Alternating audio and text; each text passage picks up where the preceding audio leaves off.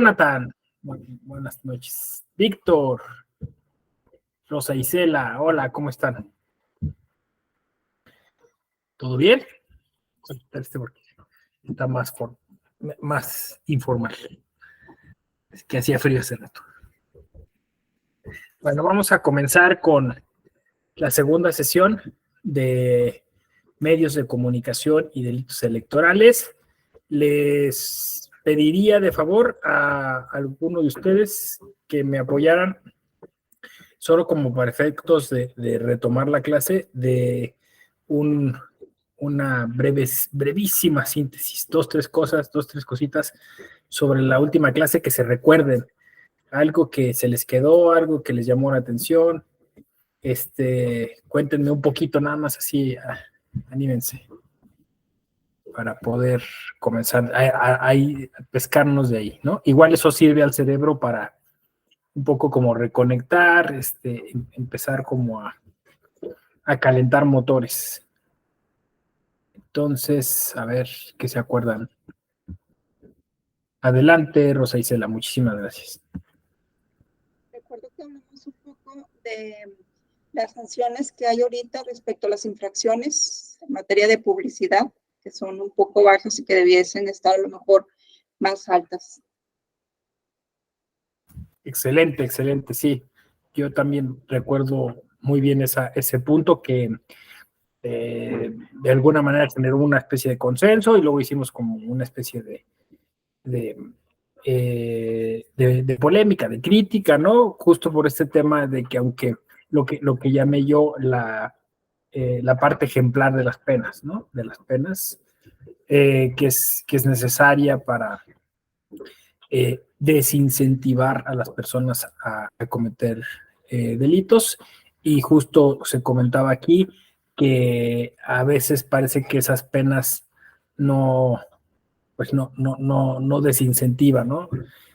Por varias razones, dos principalmente. Una es porque pues eventualmente no se llega a una pena significativa, por decirlo así, que le cueste realmente al infractor, y dos, porque pues finalmente las multas pues las termina pagando con el propio presupuesto que pues forma parte del erario, ¿no?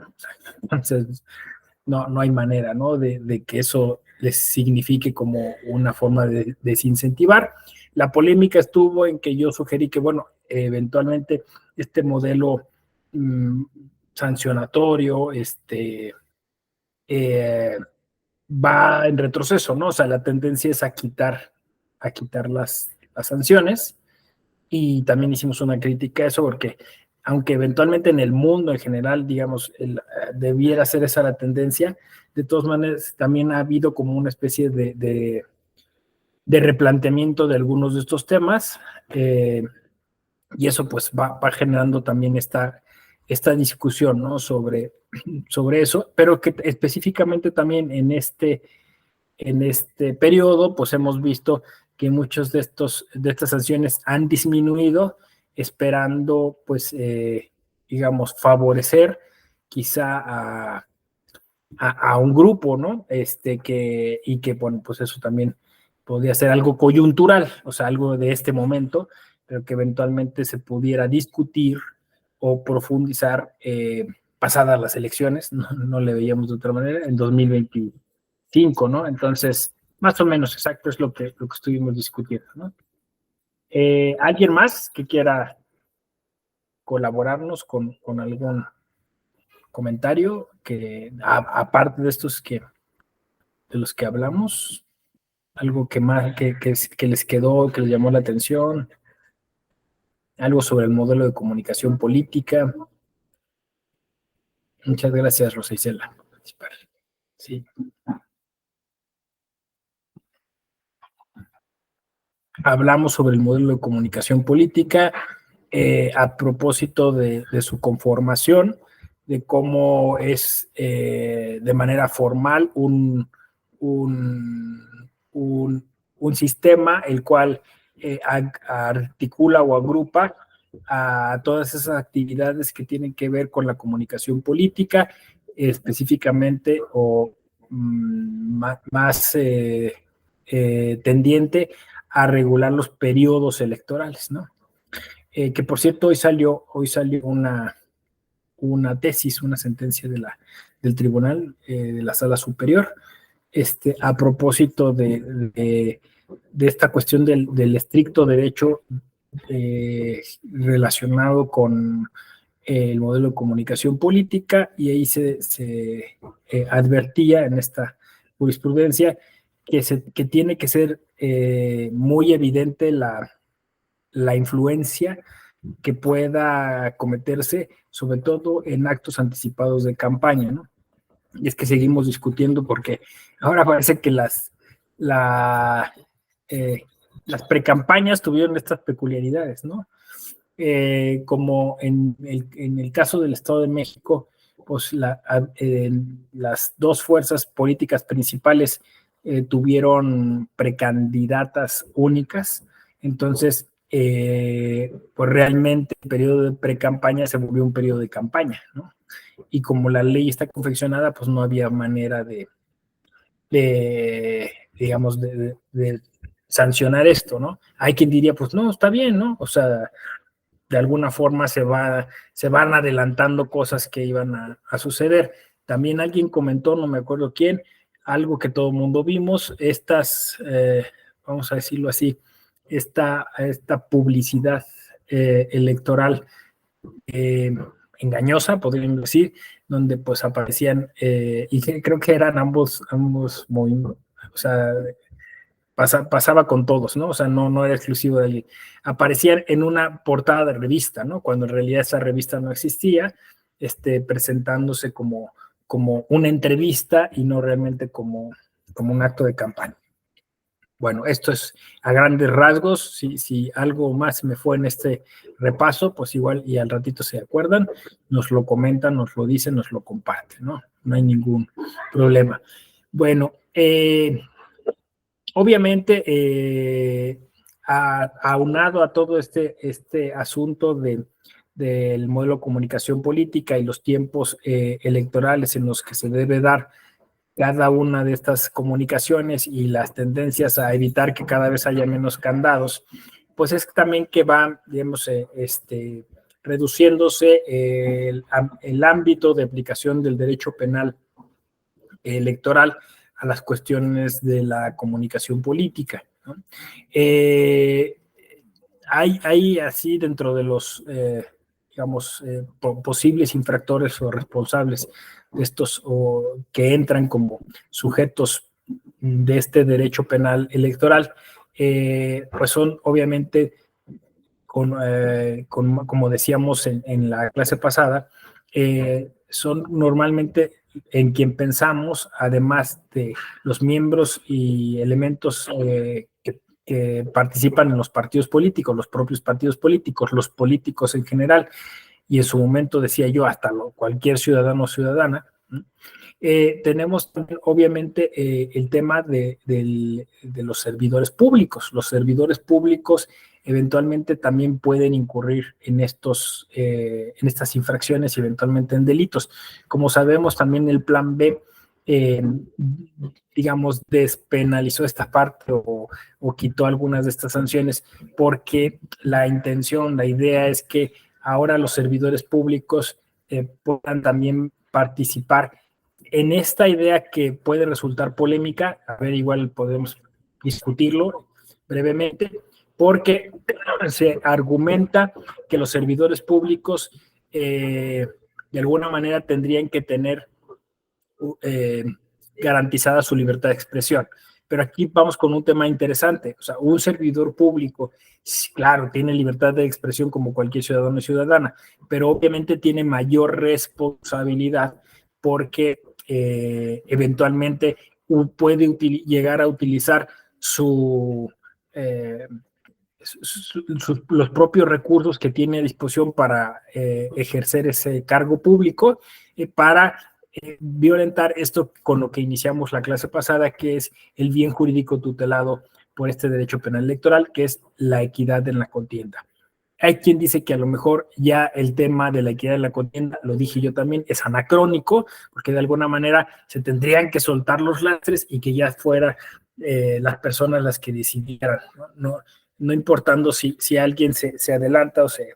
Pero en el modelo que hoy tenemos sí se tutela eso, entonces puede resultar abusivo eventual uso de recursos, pero pues es como otra vez volvemos como a esas líneas delgadas, ¿no? O sea, es decir, el servidor público en su red social, pero la red social la usa para temas personales o las usa también como como una extensión de un cierto proselitismo, ¿no? Todos sabemos que eventualmente, pues en algunos espacios del poder público, si no es que en todos, pues obviamente hay una especie de instrucción, vamos a decirlo así, vertical. Entonces, pues, así como les hacen asistir a ciertos eventos, ¿no? Pues también les dicen, tienen que retuitear, tienen que dar like, tienen que compartir estas cosas. Y entonces, insisto, es una delgada línea porque, pues sí, la red social es una cuestión personal, pero eventualmente el servidor público se ve constreñido a compartir cosas por verse obligado por sus superiores, ¿no? Eventualmente esto puede ser un delito, ¿no? Entonces, ahí es bien complicado, como decíamos la clase pasada, porque pues requiere sobre todo de tener pruebas y cada vez parece que la tendencia es esa, ¿no? O sea, puesto que la idea de la reforma es insistir en el estricto derecho, pues o sea, demostrar que fehacientemente hubo una instrucción de un superior para que el grueso de personas que pertenecen a esa dependencia pública, no solo utilice sus redes sociales, sino que difunda, que viralice, que haga todo esto, pues se vuelve más complicado, ¿no? O sea, habría que tener pruebas. Los famosos granjas de bots, ¿no? O sea, los bots que el propio Estado, la dependencia o institución pública pueda pagar, ¿no?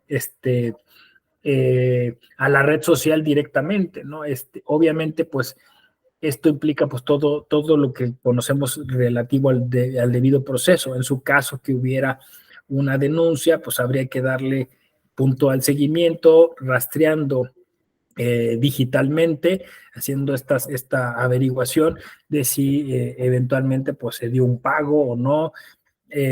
Muchas de estas empresas, como decíamos la otra vez, son transnacionales, así que pedirle cuentas a Facebook o a Twitter o a TikTok, pues es muy complicado, ¿no? Es decir, oye, de tal dependencia te pagaron para que tú pues, de alguna manera hicieras una promoción sobre tal o cual noticia, ¿no? No sé si quien usa redes sociales se ha dado cuenta que cuando posteas algo, abajo aparece promoción, ¿no? Es decir, promocionar. Tú vas ahí, te ofrecen paquetes para que el algoritmo esté ofreciendo esa publicidad por un determinado número de horas o de días.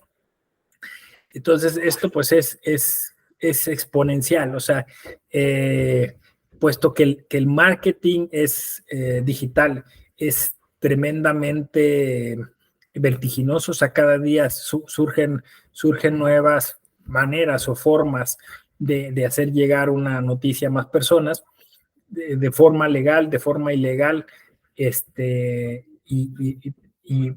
en algunos casos, aunque sea digamos, legal, decíamos, poco ético, ¿no? O ventajoso, ¿no? O incluso, pues eso, vulnerando el principio de equidad de la contienda, pues es muy difícil estar detrás, ¿no? Entonces, por eso también yo en la clase pasada apelaba y sugería que quizá fuera necesario también una especie de ética, ¿no? De planteamiento ético para que fuera eso podría ser sumamente utópico, pero una autorregulación.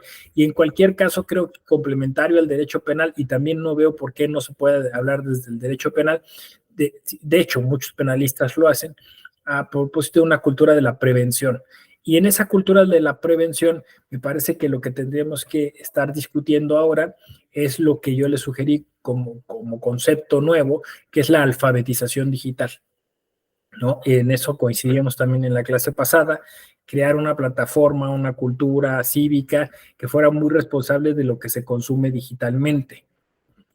Eventualmente coadyuvando a la justicia, pues sí, a la justicia electoral y en su caso a la fiscalización electoral del modelo de comunicación política, incluido por lo penal a través de las fiscalías. Creo que se podría sumar algunos otros elementos de vigilancia, por decirlo así, ¿no? O sea, no sé, o sea, podrían ser direcciones, alguien podría estar pensando a lo mejor hasta en un ombudsperson o algo así, muy similar a lo que sucede, por eso decía yo que este es un asunto multidisciplinario, ¿no? En materia de comunicación en general, no comunicación política, en materia de comunicación hay muchos de estos organismos, estas instancias, ¿no? Entonces, ¿qué sucede? Que bueno, pues lo que llaman el derecho de los consumidores de información o de medios digitales, de medios y de medios digitales. Entonces, cada vez abundan más estos recursos que a veces están colocados en los propios medios de comunicación o están fuera, ¿no? Entonces, esto que llaman derecho de las audiencias. Entonces, podría haber un símil de un derecho de las audiencias de la información política. Entonces, bueno, digo, suena muy, muy interesante, pero a lo mejor su ejecución sí sería complicada. Pero bueno, váyanle pensando, ¿no? Entonces, de alguna manera esta cultura de la prevención iría hacia allá. Es decir, que estuviéramos revisando, vigilando la comunicación política, cuestión que además eventualmente realiza o realizaba el Instituto Nacional Electoral y que fue una de las mermas del Plan B. El Instituto Nacional Electoral, a mí me parece que la actividad más interesante, más allá que la producción de credenciales de elector, es la de la revisión de la comunicación política. O sea, quien llega a advertir a las fiscalías que se está incurriendo en algún, pues, en algún tipo de delito es a través primero de los organismos públicos electorales, los institutos electorales, y luego o la sala especializada, ¿no? Entonces, ahí es donde esta cultura de la prevención operaría, puesto que se hace este monitoreo de medios, ahí es donde se está viendo, pero bueno, además, este monitoreo, como ustedes podrán entender, entre menos recursos va a ser más difícil hacerlo. Entonces, este monitoreo casi es aleatorio, es un poquito sobre muestras y puede que muchas cosas se escapen, ¿no? Entonces, si hubiera una forma de que la sociedad civil también se involucrara en este monitoreo. Y entonces decía yo, creo que lo dije en la otra clase, ¿no? Que hubiera una especie de sellos, ¿no? Una especie de verificación, verificado, información correcta, adecuada, ¿no? Claro, normalmente quien termina haciendo la denuncia, pues es el opositor, ¿no? Y entre partidos y candidatos se están denunciando constantemente, ¿no? Por este tema de las posibles infracciones. A ver cuál es, como dicen, es chicle y pega. Entonces ahí están diciendo tal cartel, tal, tal cuestión, ¿no? Pero la verdad es que esto se salió de control, no sé, desde el tema de las bardas, ¿no? De las bardas que aparecieron por toda la República con el hashtag es Claudia, ¿no? Y que pues evidentemente, y cada vez han avanzado más, incluso ya hasta la oposición encontró estrategias dándole la vuelta, pintando también bardas, ¿no? Pero, o sea, la posibilidad de incidir, de generar, ¿no? De avanzar en el electorado, un poco poniendo ahí el pie, ofreciendo este tipo pues de mensajes, pues son inagotables, ¿no? O sea, decir, más, como decía yo, teniendo la tecnología y las redes sociales ahora a disposición. Entonces, yo vería que lo necesario en esta materia del modelo de comunicación política sería construir esta cultura de la prevención. Entonces, de esta manera, habría advertencias, habría forma de poder detectar o identificar la información, como decían antes los civilistas, ¿no? Entre el dolo bueno y el dolo malo de la propaganda electoral, y entonces ahí ya de alguna manera pues poderse anticipar, ¿no? Después creo que esto de la alfabetización digital tiene una segunda cara, una segunda forma de desarrollarse, y es a través de la capacitación, que es lo que trata de hacer la Escuela Judicial Electoral a través de estos diplomados, y bueno, en todos lados donde se pudiera compartir esa noticia, y es básicamente generar en los usuarios, que somos todos nosotros, la ciudadanía, de contenidos digitales, el poder tener más control de esos dispositivos, ¿no? ¿Qué es lo que sucede? Lo que sucede es que, y ahí es donde justamente se nos están escapando las cosas, como ustedes saben, a nosotros se nos segmenta, ¿no? O sea, es decir, nosotros al encender nuestro dispositivo móvil, generamos una serie de datos, ¿no? Lo que se conoce como Big Data, ¿no? Entonces, esa gran cantidad de datos que generamos, porque justo al encenderlo y deslizar nuestro pulgar hacia un tipo de plataforma o aplicación, eso se cuenta. Si tú entras a esa aplicación, te quedas mirando un anuncio 3, 4 segundos, eso se cuenta, ¿no? Entonces, casi cada mirada que tienes, o sea, parece exagerado, pero es así, eso va sumando, va sumando, va sumando, lo que a la postre pues genera una especie de perfil. Este es otro asunto que de alguna forma debiera tener cabida dentro del tema de derecho penal y modelo de comunicación política, ¿no? Que es poco tratado, es poco estudiado, pero tiene que ver con la privacidad y con los datos personales, ¿no? Entonces, también hay un asunto en ese sentido, ¿no?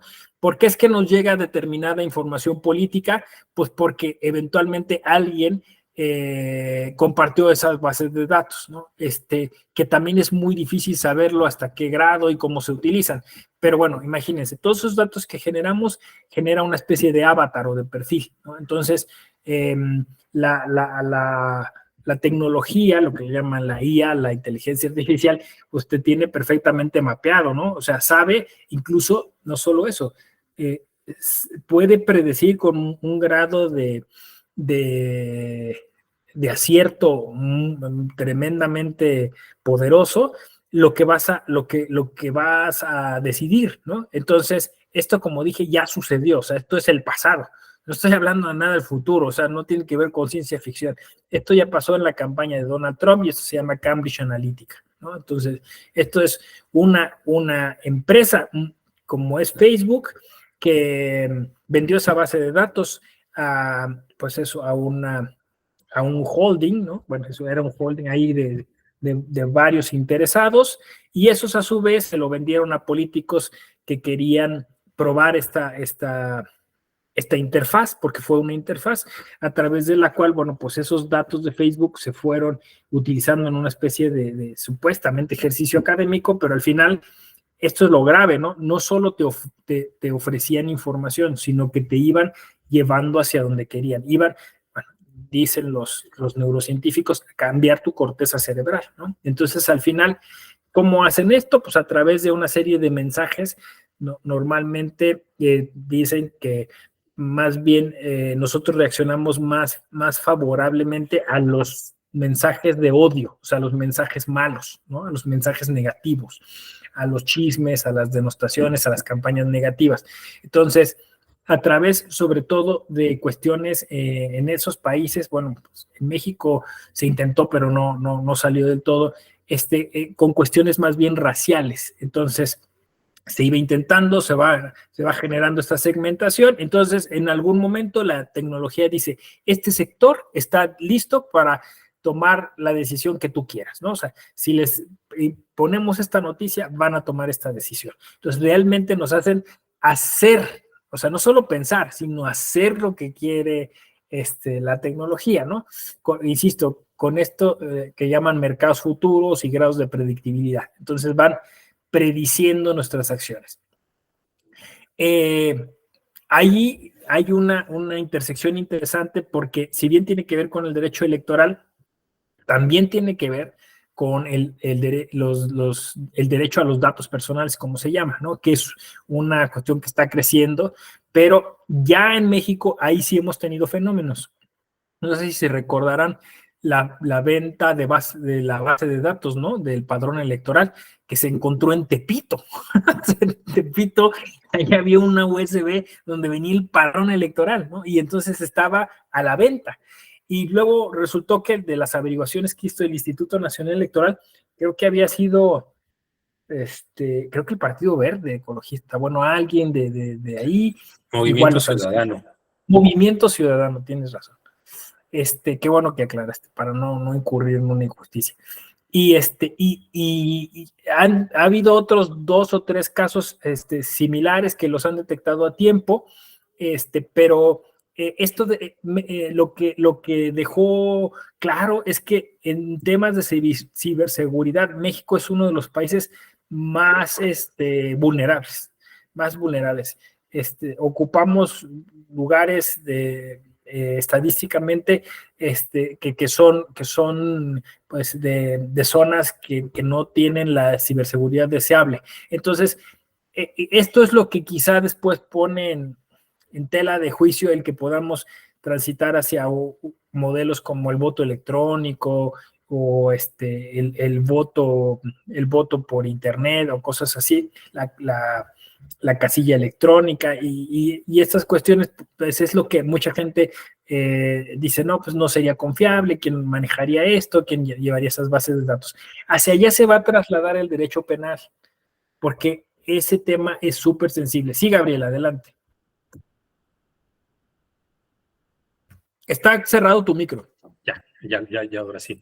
Es una de las cosas que en la sesión con la maestra Gladys, ella comentaba que había autores, había personas que les parecía incorrecto que en la denominación cadena de custodia se utilizara en materia electoral, ¿no? Que eso era estrictamente penal y que lo utilizaban sobre todo para ya en jornada electoral desde la entrega de la papelería, el resguardo, el recuento de votos, todo, y llegar al OFLE, ¿no? O al instituto. Entonces, a los comités estatales.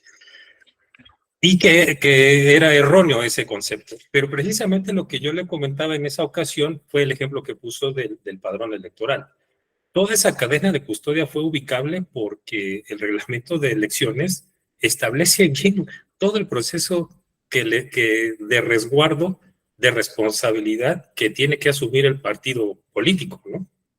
Entonces, ahí esa venta del padrón electoral, supieron quién fue el que extrajo la información, hasta de qué computadora, qué tipo de programa utilizó. O sea, todo lo ubicaron precisamente por la efectividad. Y le decía también a la maestra Gladys que no era perfecto, pero mostró la eficacia de esa cadena de custodia que se aplica para el padrón electoral, ¿no? Cadena de custodia digital, ¿no? En este caso. Exactamente. Sí, porque, o sea, hoy todos esos procesos se hacen digitalmente, ¿no? O sea, a lo mejor antaño se hacía a través de listas o de libros, ¿no? Pero pues hoy todo se tiene en un archivo digital y yo me acuerdo de ese caso que en ese momento entonces empezaron a pensar en tener un grado de encriptación mayor, que en ese momento pues era como dices tú, se sabía quién lo tenía, quién podía tener acceso, ¿no? Porque al final de cuentas, para fines electorales, algunas personas fuera del Instituto Nacional Electoral tenían que tener acceso a eso y se entendía que, bueno, pues lo iban a utilizar de manera adecuada y cuando pues pasó esto, puso las alertas, ¿no? ¿Cuántas otras veces no habrá pasado sin que nos hayamos dado cuenta? ¿No? Y aquí sí, yo, fíjense, me declaro no conocedor de ese tema. No sé si el Instituto Nacional Electoral tiene como unos especialistas, un departamento, un área que se encargue de esta ciberseguridad, ¿no? pero me suena que si la tiene es menor, ¿no? Y con los recortes peor. Gabriel, adelante. No, de hecho sí, está una dirección, no recuerdo ahorita el nombre, pero es una dirección, la responsable del manejo y la encriptación de todo ¿cómo se llama? El padrón. Y también los partidos políticos, no recuerdo si es una sola persona o dos máximo las que designan como responsables de cuando se les entrega esa información. Entonces, tienen que dar el tipo de máquina de PC que van a utilizar. La memoria no la lleva el partido político, se las entrega al instituto con ciertas características de encriptación, de que no pueden ser leídas en cualquier software, y toda una serie de candados que ya los define, los decide el Instituto Electoral.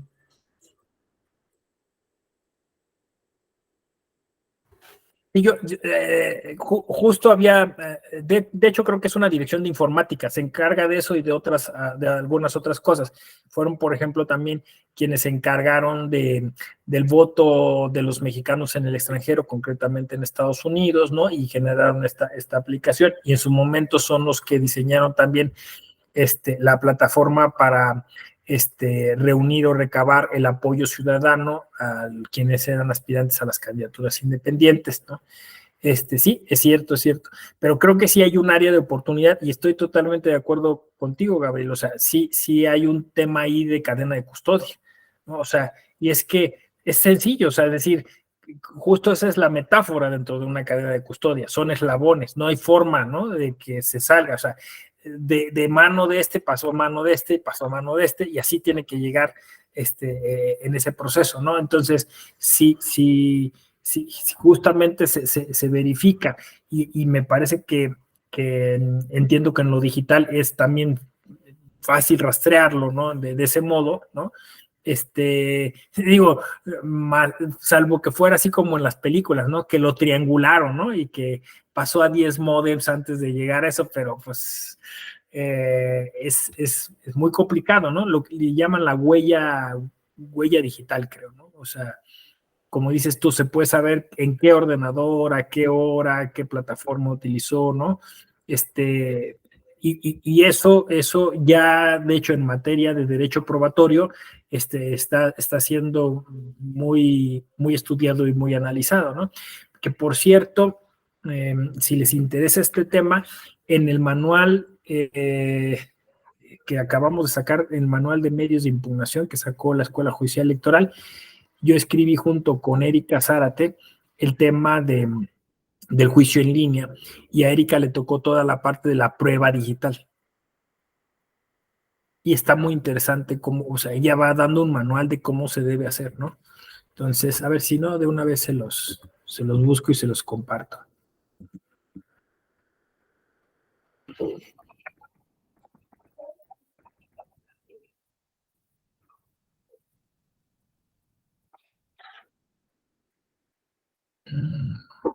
¿Cómo será?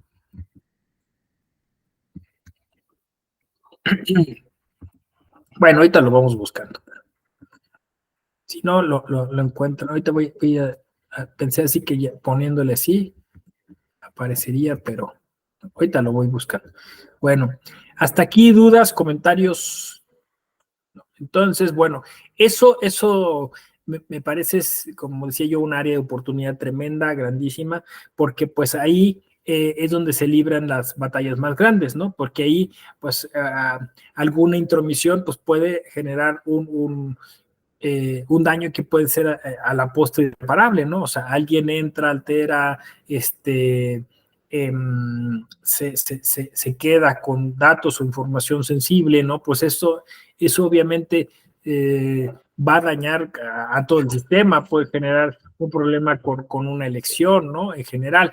Y bueno, pues es un tema que nos preocupa a todas y a todos, porque pues al final de cuentas en México, desgraciadamente, siempre se ha sido como pues las malas prácticas, ¿no? Las malas prácticas desde los años 80, ¿no? Desde la famosa caída del sistema, ¿no? Fíjense desde cuándo venimos acarreando estas cosas, ¿no? Entonces, claro, el Instituto Nacional Electoral siempre se ha encargado, por eso nuestra credencial de elector es tan sofisticada, ¿no? Porque todos estos candados, porque tenemos esa desconfianza que pueda suceder en cualquier momento, pues un tema así, ¿no? Entonces, si esto lo trasladamos a la comunicación política, pues esto también tiene que ver en su momento con el tema de las estadísticas, ¿no? Del PREP y de todas estas cuestiones ya en el tiempo justo en el día de la elección, ¿no? Ahí también hay mucho cuidado de que esa información no se salga de control, y por eso también existen algunos candados específicamente para el día de la elección, porque obviamente hay un sector de indecisos, de indecisas, que dice, bueno, pues me voy a ir con el que más votos lleve. Entonces también ahí es donde se activan casi todos los semáforos y todas las protecciones y todas estas cuestiones, porque a través de las redes sociales, eso, como ha sucedido, no sé, en la elección, por ejemplo, sucedió en alguien que no se lo voy a venir, en Brasil con Bolsonaro, porque curiosamente Bolsonaro utilizó WhatsApp. De hecho, WhatsApp tuvo que cambiar su política después de esa elección, porque si se acuerdan, había un tema ahí en donde pues era difícil saber y justo exigirle a WhatsApp qué era lo que había compartido, ¿no? Entonces ahora, después de ese cambio de políticas, no sé si se acuerdan que ahora viene y dice, este chat está encriptado, ¿no? No sé cómo es la expresión, pero es así como de inicio a fin, ¿no? Justamente por este asunto, y al renovarse mucha gente se pasó a Telegram, ¿no? Porque este cambio de las bases de WhatsApp hacía que ya hubiera un poco más de control, ¿no? Justo por elecciones donde la tecnología ha jugado un papel determinante, es que han cambiado las políticas. Para el caso de los Estados Unidos, de Facebook, y para el caso de Brasil, de WhatsApp. Pero pues siguen surgiendo otras redes sociales que eventualmente pues también sigue teniendo una influencia. Comentábamos, no sé si aquí era el caso, de TikTok, ¿no? O sea, TikTok también está siendo una red social que, al menos en la última elección en México, jugó un papel, no diría yo determinante, pero sí importante. Y no sé en esta elección de Coahuila y Estado de México cómo esté ese asunto, pero es claramente una red que está tomando mucho protagonismo para pues compartir una serie de cuestiones, porque así como puedes compartir un video curioso, chistoso, que genere seguidores, etcétera, ¿no? Bueno, por ejemplo, en Nuevo León, la primera dama de Nuevo León, ¿no?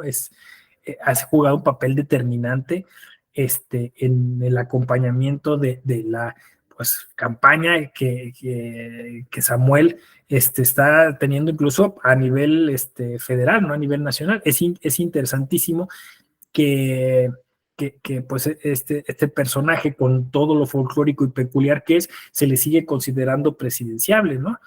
Y justo los expertos atribuyen que es por un tema de uso de redes sociales, porque, o sea, como dicen los publicistas, no hay publicidad mala, ¿no? Entonces, bajo ese lema va generando todo tipo de noticia para estarse ahí colocando con el algoritmo, ¿no? Que esté ofreciéndonos esa información, y al final esa información pues genera notoriedad, ¿no? ¿Por qué? Pues porque tú ves que se habló tantas veces, no ves si se habló bien o mal, se habló muchas veces de esa persona.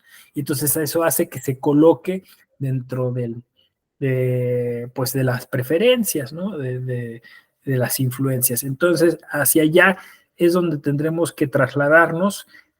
Yo insisto, no creo que el sistema alcance, y necesitaremos ser los ciudadanos, la propia sociedad, los que nos encarguemos también de generar estos controles a partir de una alfabetización digital, ¿no? Sabiendo qué compartes, sabiendo a qué le das like, verificando la información de dónde viene, pues para no incurrir justo en un tema en donde sea imposible determinar quién es el responsable, porque al final pues fue responsable todo el mundo, ¿no? Al compartir una información que fue falaz o que... Entonces, pues ese es un poco el asunto de esto, de los medios de comunicación y el derecho penal. Por aquí va terminando la información que yo les traía, que yo les quería compartir. No sé si hay alguna otra pregunta, comentario, alguna cuestión. Gabriel, Víctor, Gabriel, adelante. Esta parte que menciona de la educación digital o algo, me parece muy, muy complicada. Por ejemplo, cuando nosotros instalamos una nueva aplicación, nos dice, ¿deseas que el teléfono acceda a tus fotos? Sí. ¿Acceda a tus contactos? Sí. A todos lo decimos que sí. O entramos a una página, lea nuestro aviso de privacidad. ¿Está de acuerdo con los términos y condiciones? Nadie los lee. Nada más le decimos que sí aceptamos y adelante, ¿no? No sabemos, no damos, no tenemos la perspectiva o el alcance bueno, desconocemos más bien el alcance que puede tener los permisos que estamos dando por lo que estamos aceptando. Entonces, esa parte, digo, no digo que sea imposible, pero es muy complicada. Y la otra, plataformas o aplicaciones nuevas que tienen menos candados, pero quizá con mayor acceso a nuestra privacidad y que nosotros en un momento dado no lo podamos controlar, ¿no? Sí, yo entiendo que es complicado, pero un poco es, digamos, es la ruta que ha marcado la Organización de las Naciones Unidas y la UNESCO, ¿no? Entonces, claro, es lo que tú dices, o sea, tendríamos que tomarnos un tiempo. Ahora ya hay aplicaciones que incluso el propio celular te propone para la depuración de tu, o sea, tú vean ahí, se llama Salud Digital o tiene varios nombres, ¿no? En cada compañía de telefónica, pero entonces tú vas ahí y entonces te dice qué aplicaciones, cuánto tiempo, entonces tú puedes ir de alguna manera diagnosticándote qué tanto consumes y qué estás compartiendo, ¿no? Entonces te va a decir, con esta plataforma estás compartiendo este tipo de datos, estás compartiendo tu información personal, incluso te puede dar un diagnóstico de los riesgos, ¿no? O sea, aquí te pueden robar esta información, así. Y entonces, esas mismas aplicaciones te pueden hacer reducir ese consumo y te lo pueden como monitorear. Claro, como dices tú, es un número muy bajo de personas las que se va a tomar este tiempo y entre la población joven menos, ¿no? O sea, un joven que tú le digas, cuida exactamente qué vas a descargar, fíjate a qué porque son contratos de adhesión, ¿no? Sí, acepto, todas las cookies, todo lo que sea, ¿no? Yo ya quiero ver lo que sigue, ¿no? Y ahí es donde pues nos vulnera, ¿no? Y ahí es donde nos empiezan a manipular, ahí es donde somos más sensibles y más tendientes de ser víctimas de delitos, no solo de delitos electorales, sino de todo tipo de delitos, ¿no? Pero bueno, es uno de los caminos y hay que insistir y que fuera parte de lo que llaman ciudadanía digital, ¿no? Es el nuevo tema, ¿no? O sea, la ciudadanía digital, ¿cómo vamos a operar nuestra ciudadanía responsablemente? Rosa Isela, adelante, por favor.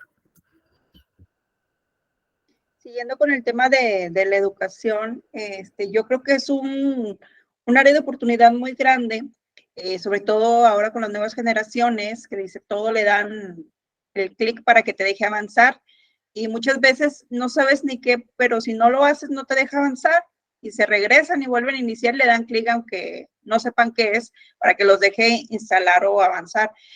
También yo creo que estamos ante que todos los jóvenes, incluso niños, ya no tanto adolescentes, sino desde niños ya tienen un aparato celular y desde ahí a veces los padres no tienen como que la cultura de estar vigilando qué es lo que están haciendo. Y algunos incluso los tienen del plan abierto de que todo le dan, compran y ni siquiera los papás a veces saben, solo pagan la factura, ¿no? Y aquí también lo que yo le veo es de que si bien nosotros podemos estar haciendo cambios, los partidos siempre van a buscar la forma de sacarle la vuelta para seguir haciendo lo que hasta ahorita hace. Por más cambios que hagamos, ellos siempre van a buscar cómo sacarle la vuelta. Por eso nos surge o sea, hacer más exigente a la sociedad para que le exija más a los partidos políticos, y nos surge que esta capacitación llegue a los partidos políticos, que convenzamos a los partidos políticos que son escuelas de democracia y que donde debiera empezar pues esta alfabetización es en los propios partidos políticos, ¿no?